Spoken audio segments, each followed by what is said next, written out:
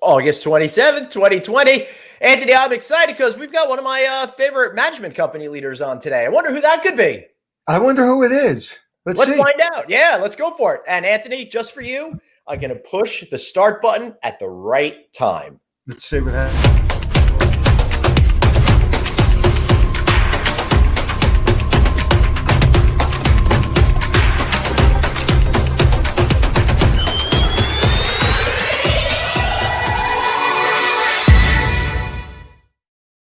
All right. Hello, welcome everybody, one and all, to No Vacancy Live with Anthony and myself, Glenn. We are so delighted to have you here with us today.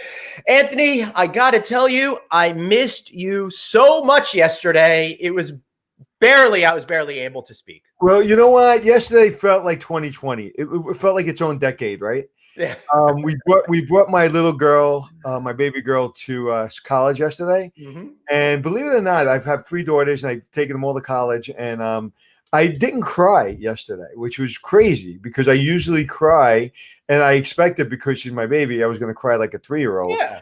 And I didn't cry. I was proud of her because she got on the volleyball team at her college, and you know, she was ready for this, and she was looking forward to it. So she was nervous, and I guess I didn't want to let her cry. I didn't want to cry in front of her and make her more nervous. But then I sent her a video, and then she goes, "Dad, you're really, really extra." Yeah. So yeah, it was a good day. Well, I'm very happy that you got to spend that day with your daughter, getting her all set for college. And I think it's really important for all of us to remember that family comes first. So every once in a while, we got to worry about those things, especially, man. Very rarely we take any time off doing the show every single day at 12 o'clock. And if you're not subscribed to us, be sure you go to our audio podcast feeds. If you're out and about walking around and want to hear what we have to say, go to Checking In with Anthony and Glenn. That's where you will find this show posted every single day, plus working on some great bonus content to really make it worth your while. Right, Anthony? Yeah, and once again, don't get caught up in the videos of how many views and stuff we're getting, because we're getting like hundreds of thousands of views over the month, and so people don't always see it live. Yes. To be perfectly honest with you, I wouldn't watch the show live. I when Joe Rogan was doing it live, I never watched it live, never once. And I'm a Joe Rogan fan. I just put my headphones on, and sometimes I'll listen when it's convenient for me, especially now that people are getting back to work and stuff. So, but I'm really excited to have, Mike on and to really talk about, especially he's got a couple hotels in New York. I want to kind of hear what's going on. And I just spoke to my friend. I'll leave his name out, but he runs a big catering hall in New York City. And, he's not got a lot of nice things to say about our mayor. No one has a lot of nice things to say about our mayor. No. And I agree with them. It's the one politician you can bash and everybody agrees with you. It's crazy. De Blasio, whether you like him or not, and there's not very many people that like him, he's in a very one person. Yeah, he's in a weird spot because all the folks on the right side of the aisle can't stand him, and all the people on the left side of the aisle don't think he's progressive enough. Right? You want to hear my take on restaurants and bars in New York this month? It's time to open them. Yep. They've got it down to like 0.043, which means 0.043 people that get tested. But who knows? Because actually, I'm waiting on some results of people around me to make sure, just because they have to go to college and they're getting tested. So you never know. But what I will say is most people are doing it well. Most people are social distancing. The restaurants outside are doing it right. Everybody's wearing a mask. Matter of fact, I'm going out today with my friend, Brian Newman. I'm really excited. Nice. Great jazz singer and musician, and just unbelievable man. And so I'm really looking forward. I'm going out to my favorite restaurant, which does it well. So I think it's time. September's coming. October, November, it's going to get cold. Listen, 25, 35% occupancy. These people can't even make a living, but at least maybe they can keep the lights on. I think I would feel comfortable being in a restaurant with no mask on, as long as everybody's doing the right thing as a server. So it's time, and then also small catering functions. It's time. And we lost 30% of the restaurants. Where are we going to lose 90? And that's what a lot of my friends in the restaurant business are saying. We may lose 90% of our restaurants in this country. And listen, we know that after 5 years, 90% of the restaurants are go out of business anyway. But now we're losing 90% of the good, of the people that have been in business for a long time. You don't want to lose those restaurants. No, you absolutely don't. It's going to be very dangerous. And yesterday, Anthony, we did have a little bit of good news. We had on some hotel operators, and we had on Nick Remedio. He is the GM of Lapeer. It's a Kimpton hotel in West Hollywood, and he said this month, August, it looks like he's going to actually be making money instead of losing money, which is going to be a really positive thing to see. And again, I don't know in California, that's great to hear, but California just they're a little bit more free with the way they've opened up their place. New York has been real tight, and opening up the schools. I can't imagine if you're saying it's okay to put sixth graders and third graders and second graders in a school with a mask on. Right. They have to eat their lunch with a mask on at their desk, that you can't open a restaurant. I think that argument that not opening restaurants, I think it's out the window. I think you got to open them. And the Restaurant Association, and I mean, they've got to open them. I mean, you cannot send kids to school and say they can have lunch and they're sitting 6 feet away from people, or not even less than that, and you're not going to open up the restaurants. So it's time to open up the restaurants. And the good news is I found a politician that I can criticize and nobody gets mad at me. Which is really great for all of us. All right, so let's bash on De Blasio for the rest of the show. Just kidding. Let's bring in our next guest. The one, the only, the incredible Mr. Mike Marshall.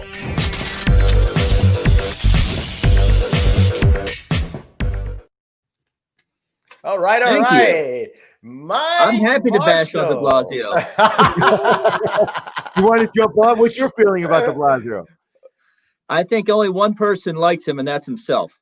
Right. Well, you know what? I don't even know if he likes himself, because I don't know if he knows himself, because he's on an agenda that he thinks is the right agenda that no one else thinks is the right agenda. I will just tell you, I spoke to someone really high up in a union in New York somewhere. And I won't tell you what union, and I won't tell you who. And I said, dude, all the unions backed him. Like, you guys backed him too? Like, what the hell's going on? He goes, we had no choice. And, and I don't want to go into why he had no choice, but it's, listen, it's one hand washes the other in New York and like many other places. And it's just, I've seen this city Mike, are you from New York? No, I'm a Mid-Atlantic guy, Maryland. Okay, so I'm from Brooklyn, and my first job was in Times Square. And in 1990, I was standing outside in Times Square. The Marriott had just opened maybe 5 years before, or whatever it was. Everybody thought they were crazy. And the Embassy Suites, which is now the DoubleTree, opened up, and I was a night manager. And I remember standing on New Year's Eve, standing in Times Square. And really, that was the only time people came into Times Square, unless they were looking for, drugs and hookers and stuff like that back then. And it felt like it was changing. I felt it. I felt it in the air. I smelled it. It felt like it was changing. And then all of a sudden, boom, 2019 comes around. We had 10 years of growth, and New York City's got 150,000 hotel rooms, and things are great, and people are spending money. And then De Blasio's, his crazy agenda got involved, and now look where we are. And I'm not talking about the crime statistics.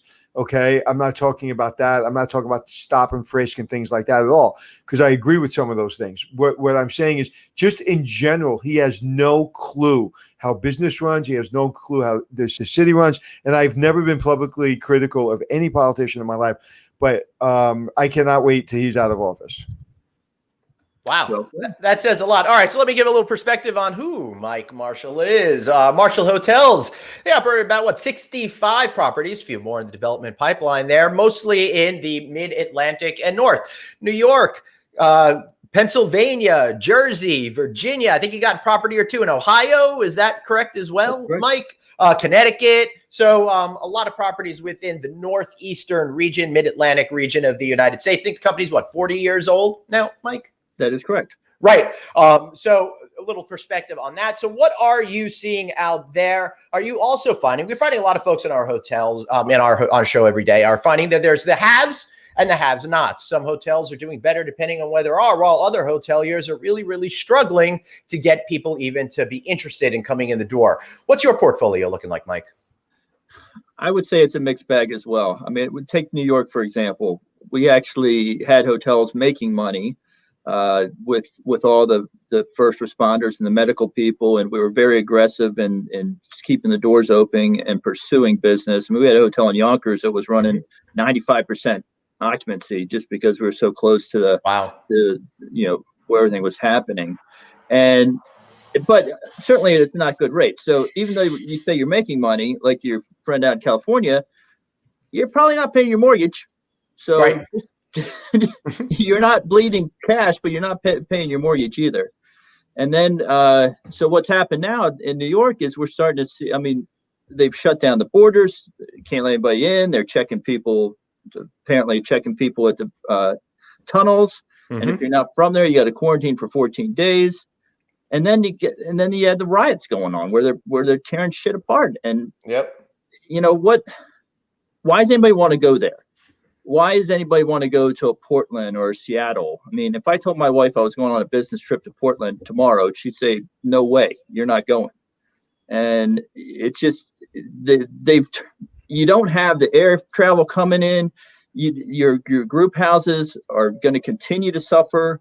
They never came back to 2007 levels as far as group business is concerned.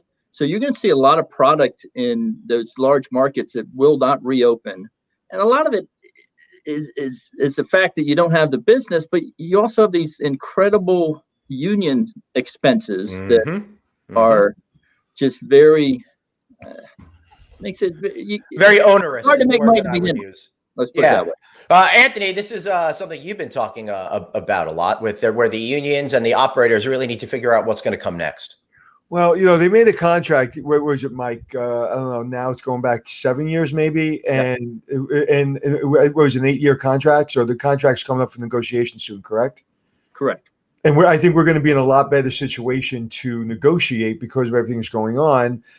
Peter Wood has just retired, but his number 2 is now the number 1. So they're still going to continue to be strong, which they should be because we need to take care of our housekeepers, our housemen, and our employees. So they should be strong because there are some owners in New York City that would take advantage of them. So I am, I'm a pro-union guy. However, the deal they made was a deal based on things were going well. They didn't want any problems. They didn't want any walkouts.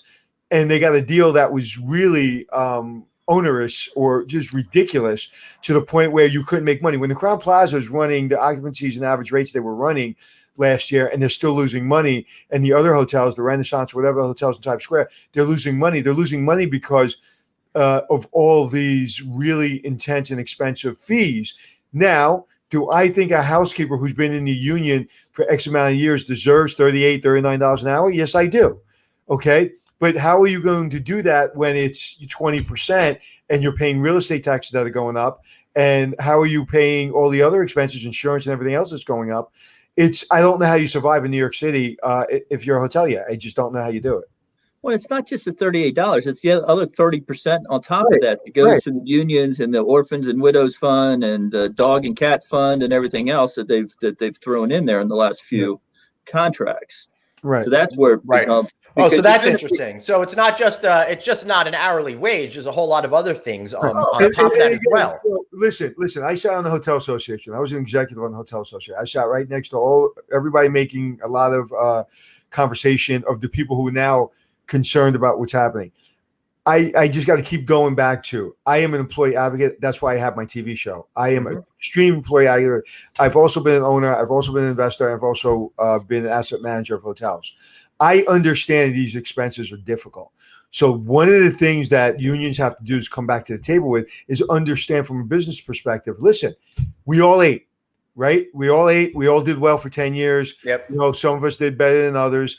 Some hotels did better than others, but everybody ate. You know what? Nobody's eating anymore. If they're going to put in these if they're going to negotiate a really, really strict contract, the hotels won't make it, period. Right. And as you said, with 90% of the restaurants going out, you can't go out and get a steak dinner anymore anyway. So you might as well. You can't go to Broadway. You can't go to Broadway. You can't go get something to eat. So you're not going to go out. So say it comes back in a year, okay, or 2 years. These owners are now sitting on 2.5 years worth of expenses that are probably in arrears. They're probably back on their taxes. They're probably had to take loans. and this is not just New York, just in general. So that's one of the reasons I made the video for Congress. I mean, this is serious. This is not even a joke. And yesterday we had another tragedy. So there's going to be more demonstrations. And when I saw that what happened yesterday, and I don't have all the details, but I just let out a gasp. I was just like, oh my God, I just cannot believe what happened. And now we're going to have more protesters. You're going to have more concerns, which I think, listen, as long as it stays peaceful, I think we should have more protesting because of what happened. With that said, that's just going to keep New York from opening up and everything else opening up. And so we're in a situation, we're going to come back, but we've got to make sure that owners aren't seen, like Mike and people like that, aren't seen as the bad guy, but they're seen as the person that, listen, they're the reason people are working. I say it all the time. Take care of the people that own hotels and manage hotels and get hotels going. And I get to work. Right. Let me put my pro-business hat on for a second. It's very frustrating that there seems to be a sentiment out there that hoteliers have bottomless cash reserves, that somehow the economy doesn't affect you guys at all, Mike. So I find that really, really frustrating that there is that consumer sentiment out there. But let's take a look at some of the positive stuff that's going on now in your portfolio. Well, I'll make one more point before that. Yeah, please. You're absolutely correct. Because every now and then, as an economy, this will be my fourth serious economic downturn, going back to the S&L crisis and whatnot. But there's always a reason why you have a recessionary time, and that's because people get into the business, get into the industry. It's not just hotels; it can be any other industry where they think they know more than anybody else, and they have money to burn, so they want to get into this. So they start driving prices of real estate up.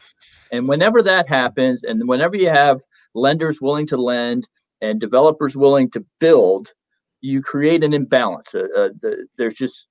And we've been through this so many times. We just happen to have gone through the longest economic upturn that we've ever seen as an industry. Usually you look at 6 and 7 year cycles.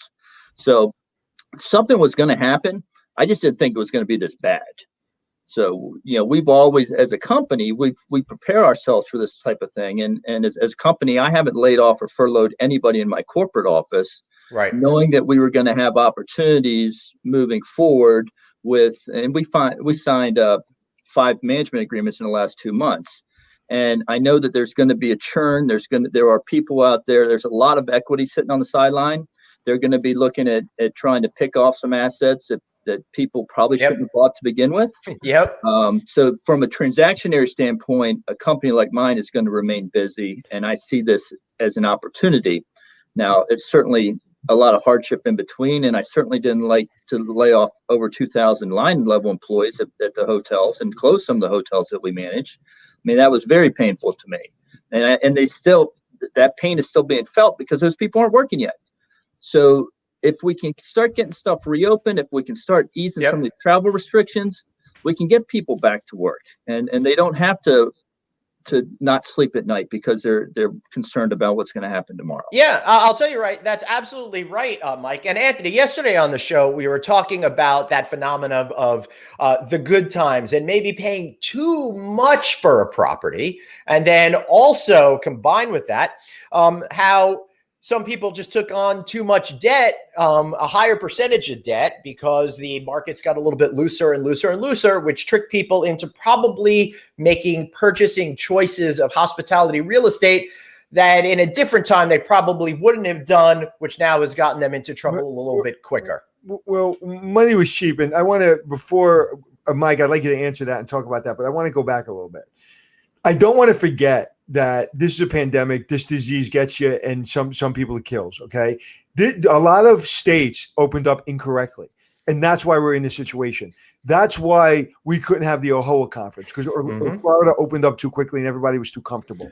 California, Arizona, we've talked about this. Lodging conference in Phoenix canceled this next month. So I want to make clear that we have to open up correctly and we have to open up safely. And I think I've seen enough in New York City where you can open up, you can open up restaurants and bars. Maybe not bars, I'm not really sure, but little, maybe little at a time. But you can't send kids back to school and not open up restaurants. So I want to make clear, because everybody has amnesia, and we forget what was happening just 6 weeks ago, 8 weeks ago, 10 weeks ago. Like, we screamed on this show. I screamed on this show saying we're opening up too quick and we're going to suffer. I am pissed the F off that I am not traveling and I'm not doing the things I need to be doing because everybody opened up too quickly. What? So now I have to worry about a guy coming from California, Arizona, or Florida. He can't come to New York. Broadway's not open, restaurants open, but he needs to come in business or he just wants to see New York. And now I have to quarantine the guy for 14 days. Am I mad that we have to quarantine him? Not mad at him, and I'm not mad at the state. I'm mad that we opened up too damn quickly, and now we got this problem. So this is a self-inflicted wound, in my opinion. And one of the things that we say on the show, Anthony has said it really well, that you need to open up slow to open up fast, right? Yeah, I think it's a self-inflicted wound, to be perfectly honest with you. Yeah. Going back to people, I think, Mike, and correct me if I'm wrong, or just please agree with me if I'm right. In 2008, the cheap money and that was based on nothing. At least when you did invest here in New York or invest otherwhere else, it wasn't cheap money. It was inexpensive money where it was the interest rates were low, but you still had a plan. You still had to have a 5-year pro forma that made sense. You still had to have something that made sense, and you still had to put your own money in. Am I right or wrong? It was Absolutely. better. No, you had to put your own money in, especially in 2008. You were still riding the high end of things, and it was a calculated decision. But there are people that probably in 2006, 2007 that got into the industry a little sooner than they should have. Right. Is all I'm saying. And there's still people that are in it today that even I might manage hotels for, that I question why they got into the business. Right. Good point there, Mike. That's for sure. So how are your hotels in New York doing? Are they open? Are they closed now? Are they? And by New York, could you differentiate between city New York and other City. areas? Yeah. You have 2 hotels in New York City. Is that correct? I do, but I also in Brooklyn and Long Island City. Long Island City, I've got a hotel that's full of homeless people. The Manhattan itself, we've remained open. Again, we still have some medical people that are coming in and out, but that's just drying up right now. Brooklyn, I mean, I have a hotel out in the Insignia out in Brooklyn, way out. That's done fantastic this entire time. Where is it? It's the only hotel out. God, I knew you asked me that. Crown Heights? No, it's out to it's Williamsburg? somebody will look it up. It's called the Insignia. It's in the Sen collection. Oh, okay. I'm looking it up. All right. So how do you think we get back, Mike? Where's next year? This 741 61st Street in Brooklyn. Wow, is that Bay Ridge? Wow. No, is it? It's not that far close out. to Bay Ridge, but it's not actually Bay Ridge. It's more like near the Brooklyn Sunset Army Terminal area. Yeah, right. Sunset Park, probably. So Mike, where are we this time next year? This time next year, I fully expect that we will be back to some sort of normalcy, but without the international traveler coming back with just yet. I mean, I think everything I'm budgeting for right now is I'm not looking for any sort of real uptick until April or May. I think I think that's fair. And the first quarter of next year are going to be pathetic. And but I am seeing some markets like I'm looking at a couple properties down in the Raleigh market that all of a sudden a couple weeks ago they're running over 50% occupancy. And also some of the stuff where the news is out that the hotels ran 50% occupancy last week. That's bullshit, because they don't count all the hotels that are closed. So they're only counting hotels that are open and what occupancy they're running. So overall, as an industry, we're still way below where we need to be. Right, and because they don't have a lot of employees, maybe those hotels have half their rooms out of order. There's a lot of ways to skin exactly. I was going to say, during the Great Recession, I remember Las Vegas, what they would do is they would close off entire floors. And because the floor was closed, suddenly it didn't count as part of their inventory. So they were able to say that they were running at much higher occupancy levels than if you had counted all the rooms that are actually in the building. So with their owners, where are the owners' heads at right now? When you're talking to them, what would you say the average owner's mindset is right now? The average owner's mindset is they are still trying to negotiate with their lenders, getting some more defeasance, forbearance, some extensions. You've got different, and we have all different kinds. I got guys Of course. with CMBS loans. I got guys that are doing this, looking at that. In the Mid-Atlantic, we had a pretty strong summer as far as tourism was concerned. Maybe not run the rate, but we also had a lot of people stay at our hotels that we would have never had stay at our hotels before. But because they had stimulus money, they were coming out of the big cities.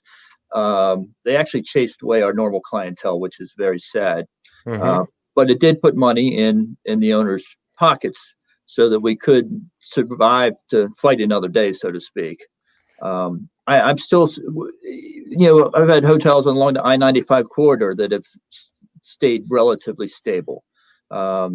People are still traveling. There's still marriages and deaths and just certain amount of commerce that needs to be done. And don't forget about Anthony's need to go to a casino every once in a while. Yeah. Which actually I got a plan for you, my friend Glenn. But, I was gonna. Okay, Mike. Did you see my video that I posted? We posted to just say yes to Congress. I did see that actually. Okay. What I'm asking you to do, what I'm asking everybody to do, is go find it and please, just please send it out. Please forward it ahead. Please repost it on everybody's social media. So please go back, go look at my social media there. It's everywhere. The video of the Congress, I think we're up to, all total, I think there's about 30,000 views. I want hundreds of thousands of views. I've got several thousand on my side as well. You have 2,783. I looked this morning. Well, I'm gonna reshare that. Let's boost that number. And I never ask anybody to reshare anything, but if you could do that, what were you gonna say, Mike? I said AHLA has done I think a really good job with keeping everybody informed during all the issues that are going on. Yeah, and I know they just asked for being informed. We need to hear voices. We need Congress to hear all of our voices. Yep. Every single person, whether you're a line employee, whether you're owner of a hotel, we need to repost that video. We need to make sure that people are listening to it. People are hearing it. Congress doesn't have a clue on what the hotel business is, and we need to give them a clue outside of a couple of congressmen. Yeah, I would absolutely agree with that as well. Yeah, we still elect these idiots. I'm sorry. Yeah. Dedicated professionals. September 1st, me and my friend Glenn are going to do some kind of graphic about voting. We got to vote, and, listen, there's two sides of the aisle and they're very strong. So, people can't talk anymore. We can't have discussions anymore. We just yell at each other and it's ridiculous. Vote. That's not true. We never yell at each other. I think that's insane. So I had a really good conversation the other day with my daughter and her boyfriend, and we were able to talk to each other. But when I saw it getting heated, we were able to communicate. And I think that's what we lost. We all know that, and everybody just doubles down. So the other side's idiots, and this person's an idiot. And yeah, there's idiots on both sides. But so what? There's been idiots on both sides forever. Yeah, right? It's just now that with technology, if we could just be unified on one thing, and that's that this is the United States of America, and we're all Americans. Right. I want to go back to Tip O'Neill kind of politics. And if you don't know who Tip O'Neill is, everybody go Google him, and everybody will know who he is. Tip O'Neill was great. He was really well known for going across the aisle. Right. And I'm not saying what his, I'm not saying about his politics specifically, but talking about just reaching over the aisle, man, and just like we all got to win. And now it's just insane. And right. But anyway, well, now a win is considered yelling and shaming, or thinking you're shaming the other side, as opposed to actually creating something proactive that's going to help out Americans. And I find that very frustrating. Thank you, Robert, for sending out that video now. Hey, Robert. Robert, can you do me a favor and have the 3-legged pink elephant send one out too? Robert will know what I'm talking about. All right, and also, Rob, I have no idea what that is, but maybe since you're putting it out anyway, put the link in the chat box here so everybody can do it as well, and share it. That would be really, really helpful. So thanks very much. So, Mike, Go ahead. Mike, so I'm curious as to we were talking about your owners and stuff like that. Some have very different situations that are going on. How are they handling this? What are they thinking? Do you have a lot of owners that are really concerned over the CMBS situation, that it's going to really damage them, or not?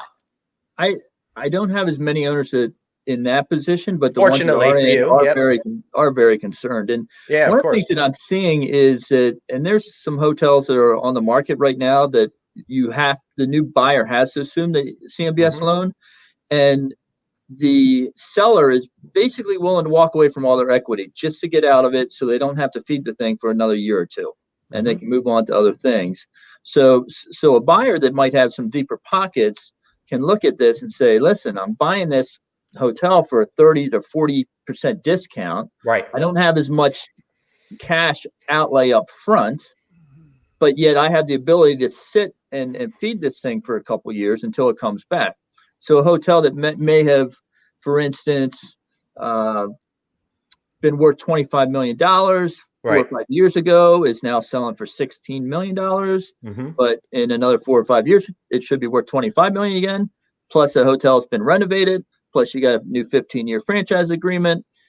To some people, that's going to be very attractive. And Mhm. to the guys that are selling, they're just happy they don't have to feed the thing anymore. And, Yeah. So it's a win-win somewhere. and I'm glad you said that. And I think that's a really good point. And, and that's business, right? That's capitalism, and that's how it works. And it's like, listen, I made my money. I'm not going to lose my money. I can't feed this thing anymore. Somebody else will feed it. They'll get a discount. Okay, whoopee. But I just don't want to spend bad money after bad money right now. If you had a site right now in America and you can build a hotel, where would it be? Right now, based on these circumstances, and then it all getting better. But right now, where is the best place in the world to own a hotel? Well, in America, to own a hotel, besides outside of a national park. Inside a But even national those park. guys are traveling with RVs. Right. Right. Oh, that's true. I don't know that I would be looking at somewhere probably in the Carolinas where all the New Yorkers are moving, Right. Okay. where everybody's leaving. If you look at the U-Haul statistics, the number one-way rental market last year was Raleigh Durham. Wow. 7 out of the other top 10 were in Florida. Interesting. Now that means they had amnesia about all the hurricanes that hit a few years ago, and I would be remiss to mention that the hurricanes that hit overnight have been devastating to a lot of people. And that's not going to help anything either with everything that's going on. So I hope everybody's all right. It doesn't look like the storm surges were as bad as they thought they were going to be, but there's still a lot of issues, certainly. Right. But I would look at where people are moving. Mm-hmm.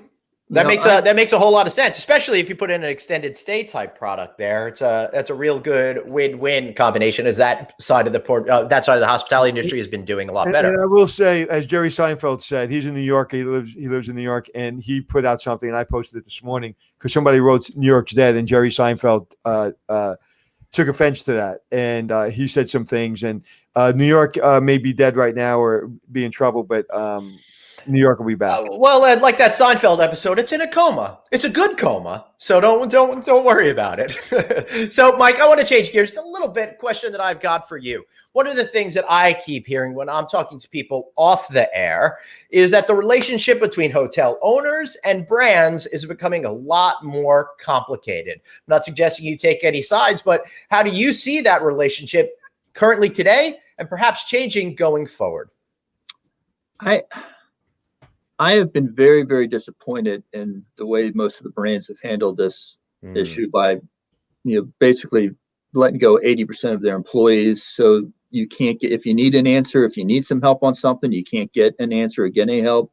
They have no national sales effort. Not that I'm saying that it would be good right now, but for the future, let's keep front of mind here. I think it's going to be very difficult for the brands to come back from this as they once were. One of the issues certainly has been just the amount of amenities we've had to offer, the amount of new items on the breakfast, we got to beat this guy next door. We got to do this better. They don't care about the franchisor and what it's going to cost them to do it.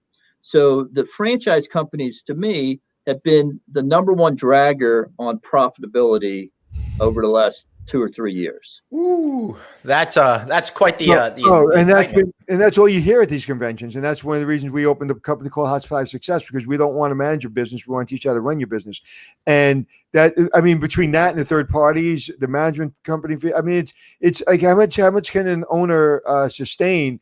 You know, we had good years, but even if we had a decent year, you can't make it. You have to make it when it's really, really good. So do you think, Mike, that brands, you know, like you have a signature brand and you have all these, you know, soft brands. Do you think that some brands will have to say, listen, we'll give you our system. Okay. We won't talk about it.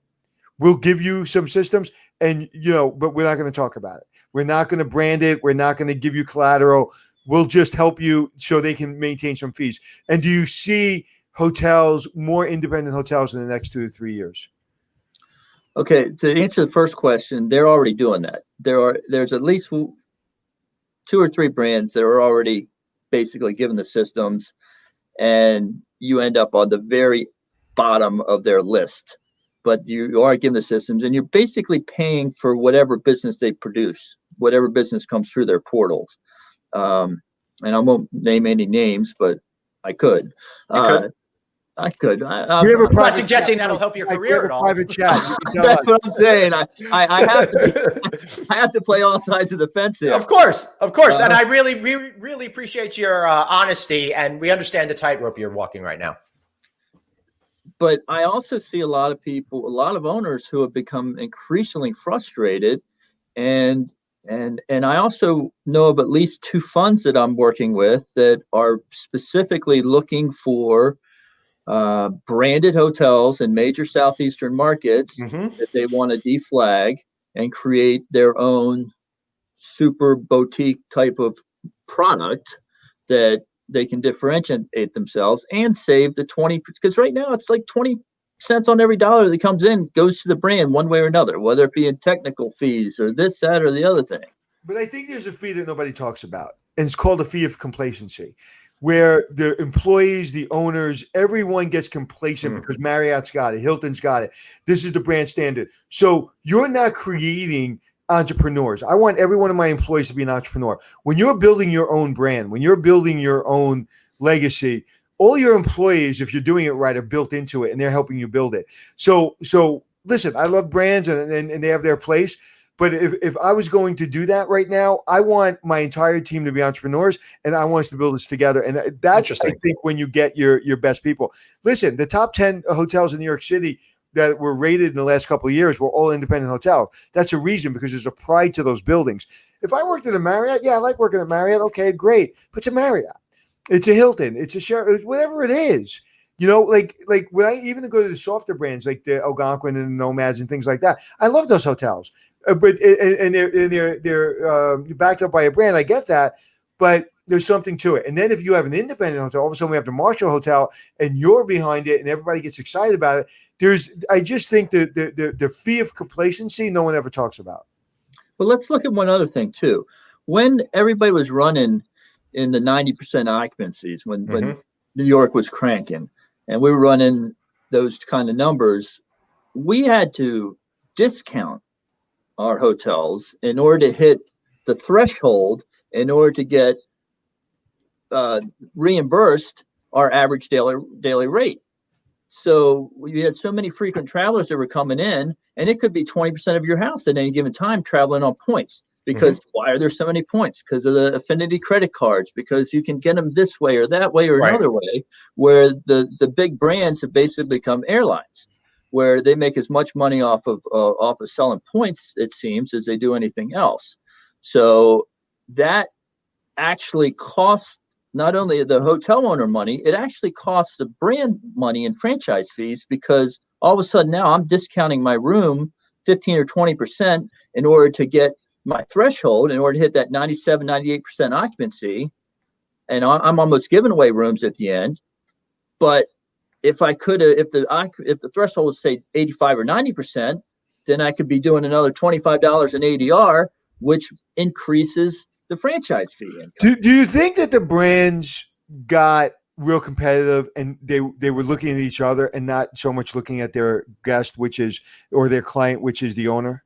Fascinating. Absolutely. Yeah. Absolutely. And the other thing that I think is going to be very interesting for a company like mine, the brands that have their own management arms, how are they going to be able to sustain that? How are they going to be able to sustain that in the big boxes, the big group houses? Right. How are they going to be able to sustain that many people on payroll when the businesses, especially in those boxes, aren't going to come back for a while? Well, I think that there's ways to use those boxes, and I don't think they're going to be using them as hotels for a long time. And I have some ideas, and so I also have some ideas. I'm working on a couple of things in secondary and tertiary markets with some big boxes that are closed down or close so to Mike, it. send me your cell number, and I'll give you my idea if you give me your idea. All right. All right. So I'm going to send you mine, and you send me your cell number. Go ahead. All right. Somebody quoted my fee of complacency. They like that. So. Yeah, I add that up on the screen a little while ago. My friend Peter. I'll be honest. Hold on. I just want to finish it.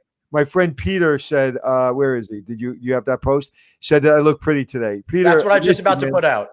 Anthony, you look so handsome today. Peter, I miss you, brother. I hope you're well. All right, let's go. Yeah, Anthony, we really missed your sexiness yesterday. We had to deal with the fake Anthony, John Domio, who stood in representing bald Italian people everywhere he's been. He's better than me. John's better. He rocked. By the way, he was pretty freaking awesome. I love that. If you missed yesterday's show, please check it out because we talked to GMs and as well as our friend of the show, Chris. And Mike, he's a guy you would love because he has a place down in Wildwood. He has a small place. What was it? 30, 40 rooms. 55, I think. 55 rooms. I met him when I was shooting down there. Anyway, walking his property, it's just mint, gorgeous, older, but well done, clean, whatever. And then he comes out of, sort of COVID. He's got the wine. He's got everything. He's got the logo face mask. He's doing all the things that you should be doing. And he's just built in and he's just ready and he's focused and he's doing well. I don't know what his percentages are, but he's doing well. But he's a person that understands there's no brand, there's no management company. It's me and my team, and I got to figure this out.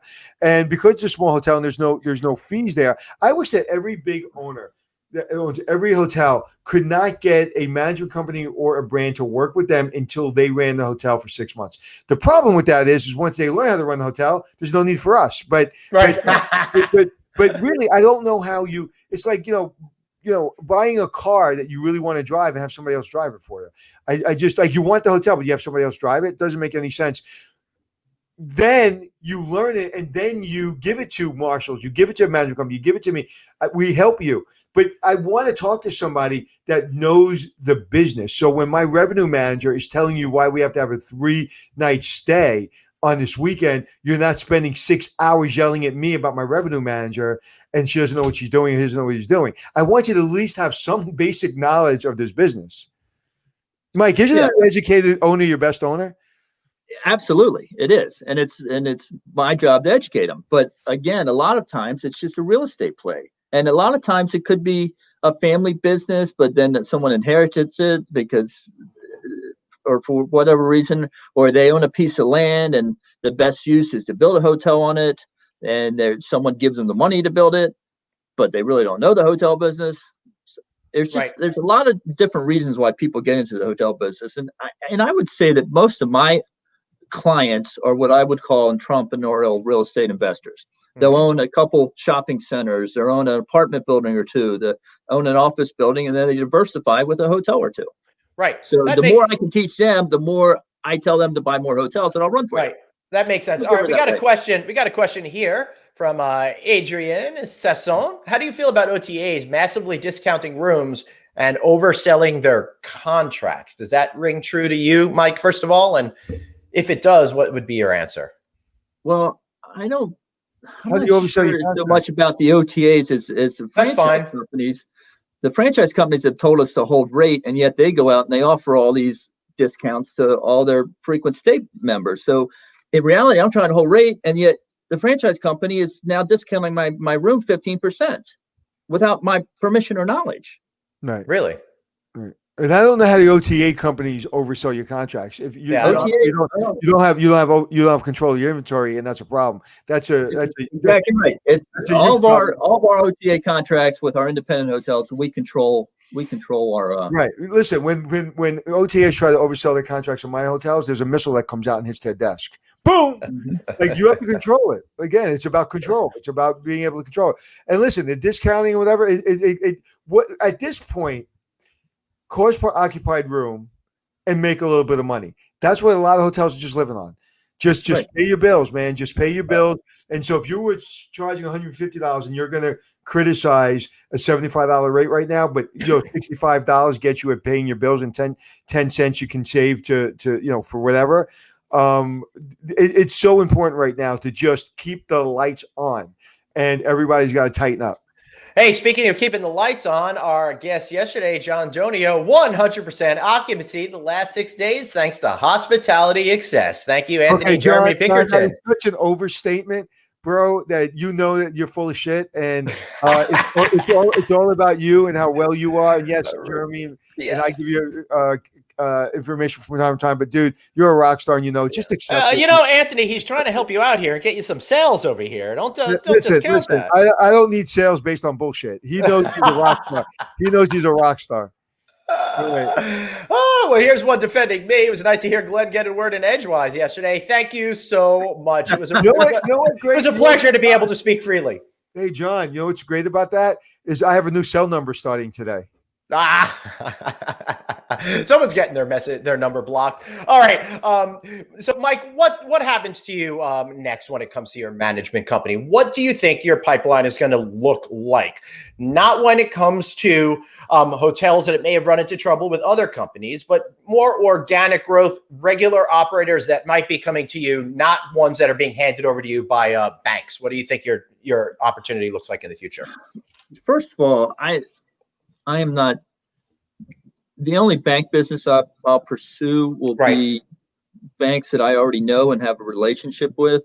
I'm not going to mess with any of the special servicers or anything like that, because that's to me, that's a whole nother story. We could go off on a tangent on how crooked the special servicers are, but that's another story.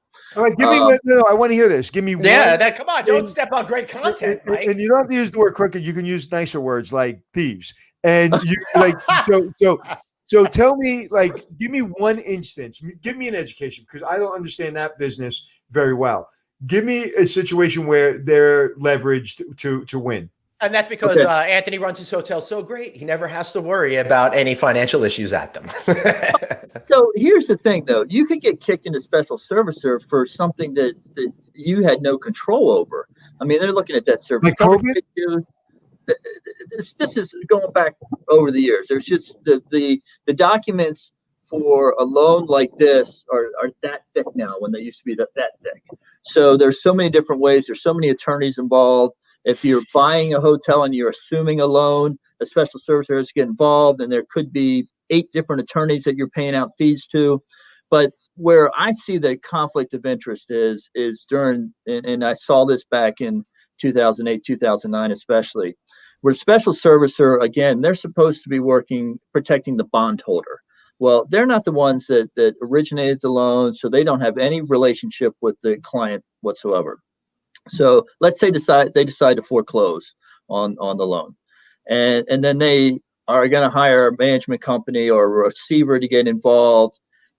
They're typically looking for a little bit of a remuneration for making that connection. Mm-hmm. And then they never really want to work with the borrower, because they've gone ahead and plus you've got all these excess fees that have been built up, that they're going back after the original borrower, and then they go to sell it. Oh yeah, and by the way, they own the brokerage company, and then they get to choose who they sell it to. So it's never really about the bondholders, and it's certainly not about the poor sap that borrowed the money to begin with. Fascinating. Wow, that's really frightening perspective, but really true. And if you listen to them, they'll say they're the white knights, and they're just there to help. But yeah, of course. And I think the people that are actually doing the work probably want to believe that, but the pressures that come from the top during times like this is when these guys make their money. Yeah, and Kyle's got a great. I heard a lot of banks will not loan unless it's branded in some markets. Yeah, in many markets, and I'll add that it's usually Marriott and Hilton, and then vying for third places like an IHG or a Hyatt more recently these days. So sometimes you need to have those brands in order to get your money. But the New York City market, Mike, if I can take it first, and you can go, is because those non-branded hotels are owned by the Domes, the Bournes, the Barrads, and all the team or people that came over from Europe after. For example, Michael Pomerank, who was on our show on Monday. Go back and check that show, please. Right. So all those independent hotels are owned by probably 7 families, and I worked for several of them, and all good people, at least the ones I've worked with. But anyway, so Mike, so why are there branded hotels, and why do the banks? I know the answer, but why do banks want branded hotels? Go ahead. Their theory is that if they have to take back the hotel in a foreclosure, that they are going to be more protected because there's a brand already in place. Right. That's the simple, quick answer. That's the simple, quick answer. Which kind of makes sense. Listen, I've been part of a hotel owner where he had no experience, got this money right before 2008. Everything collapsed. It was monopoly money. Built this hotel in Times Square, and he was being forced to get a management company. He wanted to manage himself, and thank God he did. And I'll just leave it at that. Yeah. So we got another question from the audience.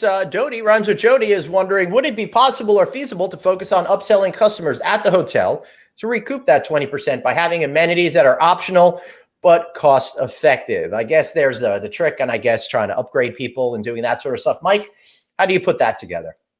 I think it's with COVID right now, it's not feasible, but moving forward, I absolutely think that is a possibility, not unlike upselling a room from being a standard room to a king to one with a balcony or something like that. So I absolutely believe that's a great idea. And well, I think, Mike, it is feasible in the sense of if you have a really good, I don't know, wine and cheese plate, and you make it where I can see it in the lobby, or I know it can come up in room service, I'm going to pay for it. We were just in the Borgata in Atlantic City, interviewing the CEO, and the CEO, the president, or what's her president, COO, Melanie Johnson. And I ordered room service. They were nice enough to give us a credit, but I was going to order it anyway. And it was presented well. There were some upsells that they did on the phone, and I bought everything they said I should buy. And I wasn't paying for it, but I would have done it anyway. And so I think there is an opportunity for upselling, but again, doing it in a way like you need it, because when you're out right now and you do have this, I feel like I'm starving when I'm out. I feel like I'm just hungry to buy something or do something. And the blackjack dealer knows that I was hungry to spend my money because I lost my money at blackjack. But there's no poker. You're a giver, though. You're a giver. I tell you, I played for the dealer, and so every time I was winning a little bit, I played the chip that I was playing. I played for the dealer, and every single time I played for the dealer, I won. Every time I didn't play for the dealer, I lost. I don't know, but anyway. So well, it's good that you did that. Speaking of dealers, I heard that tips in Las Vegas are way down right now. So even when people are out and spending, they're just not tipping. Really? Well, I don't know about that, because I'll be honest with you. I've been seeing I've gone out twice. I've actually seen over tipping. I've been over tipping, and I've seen it at the tables. And I'm not sitting. I try to do that. Like I go to do takeout now, and I'll tip on takeout where I never would have done that before. Listen, because dining rooms are just not open. Right. If I'm playing, say, a $5 chip or a $10 chip, okay. Whereas I used to wait till I get blackjack, and I play that extra money you got, like the $250. I would play that for the dealer. I now play that chip. So if I play a $10 chip, I play the $10 chip. And I've seen a lot of people doing that. I'm just responding to the sentiment that I've seen in Facebook groups for casino workers and stuff. So that's what they're saying. Me and Glenn are not letting you speak today. It's all Glenn's fault. Hey, I've known Glenn for a very long time. I'm used to this. Yeah, Mike, I'm feeling drunk with power because I got to speak on my own show yesterday, so it's carrying over to today.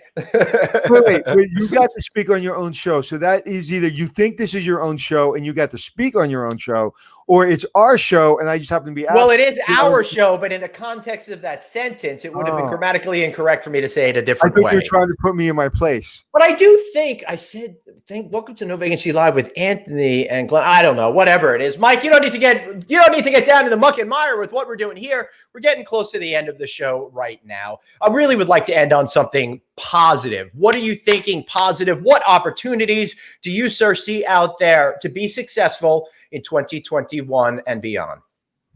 Well, one thing, I think by keeping my core staff of people together, we've been able to really keep our ownership informed about what's going on, keep them just motivated to continue to move forward. We've kept our sales teams in place. We're even if companies that used to stay with us aren't staying with us now, they're probably not staying anywhere, but we're just letting them know we're there for them in case they knew they have an emergency and somebody needs to come into the office or come into the plant or what have you. And by keeping a lot of hotels open where a lot of people around us shut down, I think that was a kind of a service to the community where, if there was a family emergency or something like that and they needed a place to stay, we were there for them. So I think from the standpoint of the hotels in our current portfolio, that's going to look very well for us moving in the future. And then I also think that there are a lot of hotel owners who feel disenfranchised, whether it's not just a franchise company, maybe their management company, or that they because so many people cut when they could cut, that they haven't serviced their clients the way they should have. And by being in business for 40 years, by being through the different cycles, I think that we have an opportunity to really give people what they're looking for. And that's going to bode well for us in the future. And people are going to owners are going to make changes next year, regardless, whether they choose to sell, whether they choose to close, whether they choose to bring on an equity partner, but maybe they want to change the management as well. Go ahead. Right now with what's going on, young managers or young people coming out of hospitality schools and really want to be in this business, could they find a job in your business? I mean, is there going to be a job for a general manager, assistant general manager, front desk supervisor in your business in the next couple of weeks, couple of months? I mean, should they stay, or is it like you're not hiring for another year? No, I just hired a new GM for a hotel that actually you stayed at one time in Ocean City, Maryland, the Hampton Inn. Sure. And unfortunately, the GM that I had in there had family, and her kids weren't able to go back to school again, and they just really, she just couldn't take it anymore. And plus, like I said, we had a real bad group of guests this summer. Yeah. So, but I was able to hire someone who worked for a management company who did great, but because the management company was downsizing, they put the VP of Ops in her role, and she lost her job. Right. So that's my point. My point is there's a lot of jobs out there. I just was mentoring someone. It's like, just put your goal out there and go get it. That's it. Period. End of story. And so there are going to be a lot of jobs. And I just have a question for you. Is it the Hampton Inn with the garage that leads into the front desk in the lobby, like the inside garage, or is it the outside garage Hampton Inn? It was on 43rd Street in Ocean City, right on the bay. Okay, that's the other one. Because I was looking for that hotel, but I found the one with the inside garage by accident, and then I had to go and find your hotel, and I stayed there, and I remember it was very, very nice. And actually, it was one of the Hamptons Inn. Honestly, I'm more of a Holiday Inn Express than a Hampton Inn guy, but I've stayed at a lot of Hampton Inns that I like. Some I don't like. I like yours very much. But Holiday Inn Express I find to be almost perfect. And I had a Holiday Inn Express in West Ocean City too. You could have stayed there, but that's okay. I probably did. I probably stayed in every Holiday Inn Express in America. Yeah, he did. When he was doing the show, that was one of the brands that he stayed at frequently. All right, Mike, we're getting on 1 o'clock. We got to wrap up the show. Any final words of wisdom? And feel free to give you and your company a good special plug. Well, I'm going to give a plug for my son, who's currently looking for a hospitality job in Chicago. He's moving there September 1. So anyone in Chicago, he's got experience with the Hyatt down in Greenville, South Carolina. He doesn't want to come back and work for his dad because the Eastern Shore of Maryland is boring. Maybe he will. That's okay. Chicago's a lot more fun. Plus, I know I will tell him if we can get a gig with Langham, and we have a contact to Langham. if they're open. Langham hotels are great. Anyway, so thank you, Mike. Thank you so much, and I wish your son a lot of luck. All right. Mike, thank you so much. Really great seeing you again. Take care, man. All right. That was great. I love that he used this shameless plug for the benefit of his son. Now, that is a class act kind of guy. Anthony, another good show. It's been such a great week. I've been having a lot of fun talking to all these fun people. We started out talking with Michael Pomerank of 60 Hotels in New York. We had on the president and COO, Melanie Johnson of Borgata. Yesterday, we had an incredible panel of guys that are actually in the trenches running and operating hotels. And today we got insight from a great CEO of a major management company. I tell you, the show's getting better and better. I don't mean to not look at you, but I just wanted you to post this for me. I just put it in private chat. Post the one from, what the hell's his handle? I always get it confused. Do you see it? I just posted in private chat. The last one? Yeah, TJ I know. Pockets, yeah, right. yeah. I'll get to it. So basically what he said, my friend Peter said, he dropped his daughter off and there was a seal on the door. Got it. When he went, the room was cleaned and sanitized. The seal said clean and sanitized. And we know what brand's putting seals on doors, so I won't say the brand, but I know the brand because I just texted them and asked them what the brand was. But there's one brand specifically putting on that sticker. End Table had a handwritten note from prior guest along with cookie crumbs, called front desk, and the manager took $50 night off my rate. The next day, housekeeping were cleaning room with no mask or gloves, took another $20 off my rate. I can't help but wonder how much housekeeping costs hotels not doing it. This is what I would do if I was that brand. I would take their flag away from them. It's like that is the first time I'm hearing that from anyone, because what I'm hearing, all these brands are doing a great job. That owner's not paying attention. That general manager should be fired. It is not acceptable. It is not acceptable if somebody's not wearing a mask when they're in a room around a guest. It's unacceptable. So first time I'm really hearing a story like that. But that really gets me going. I mean, we've been to 2 hotels in the last couple of weeks, and right. I mean, to see an employee without a mask on would be the weirdest thing. Disgusting. In fact, I would say it's not just bad for your hotel, but you're screwing the entire industry by doing stuff like that. The more stories that get out that you're not looking after your team and you're not making sure the places are clean, we're all going to suffer because of it. And if you remember, I won't say who, but I just criticized that brand, and I'll tell you off air of kind of how they were handling stuff. And now Peter's never going to go to that brand again. And I'm not going to badmouth that brand because I've seen them do a really good job in some hotels. I've heard good things about them, but it's just this one hotel. And again, that's why it's a small operator. It's a mom and pop business. That is not the brand. That is not, right. That is the general manager and the employees and the owner. They're not aligned. And I guarantee you, it would be almost impossible if I was running a hotel right now, for an employee not to be wearing a mask while they're working. It's unconscionable because people would let that happen. When I saw housekeepers going into rooms just the other day, I was like, oh my God, like I feel like they're taking their lives in their hands. How do you let them go in without a mask? It's not about even you as a guest. It's about my housekeeper. Right. It's about how could I sleep at night, right? It makes no sense. Talking about hospitality success and what we're doing today. That's exactly what I was going to do. I was going to have a really smooth transition there. Anthony, it's Thursday. It's time for your 3 o'clock show. I love it because you're checking out old Hotel Impossible episodes and really understanding what the deal is with operations from your perspective. It's taken on a life of its own. I'm getting more comments about that show than anything else in the world. We're going behind the scenes and we're breaking down what my thoughts were about this specific hotel. Mm-hmm. This specific hotel, I just watched the clips last night, and you believe it or not, I can't remember which hotel it was. That's how old I'm getting. But please go Thursday. Today, 3 o'clock, go over my Facebook Live, and we're going to break it down. And Jeremy, my partner, is great at doing it.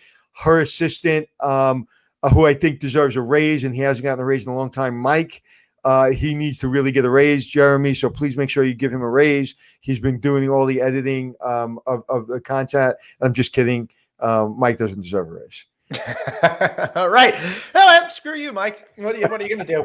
All right, guys. Thank you so much for listening today. Be sure to subscribe to our newsletter. Text the word hotel to 66866. And coming soon, we're going to have some more announcements about how we're going to take the show up a notch or two. You know, it's funny. As you're talking, I'm looking at Peter's text. or posting. Yeah. You know, there's a group of girls that hang out together. His daughter and my daughter are best friends. They're all hanging out together. And my daughter was the last girl to go to college yesterday. Right. They all had left already, and she was the last one. And then I get in the car and I said to my wife, "I'm going to get teary eyed." It's like all our girls left, and I didn't mean my girls. I meant like her friends. Like they're always in my yard. They're, you know, my daughter's always over there at the beach, and so like it's like there's a gang of them. And they're all great kids, and Peter's daughter being one of them. And they're all in college right now, and I'm missing all of them. Right. It's got to be so weird. When my kids went to sleepaway camp for just 2 weeks last summer, I thought it was the strangest. I have one thing. daughter. I have one daughter that's doing college from home, which she really doesn't want to do it, but that college is not opening, and so at least got her, which is great. Yep. All right, so let's wrap this bad boy up for today. Thank you guys so much. We will see you next time on No Vacancy Live with our friend Anthony over there and myself, Glenn, because it is our show, just in case anyone was confused out there, Anthony. All right, guys, thanks so much. And remember, you got one life, so blaze on and be kind to yourself.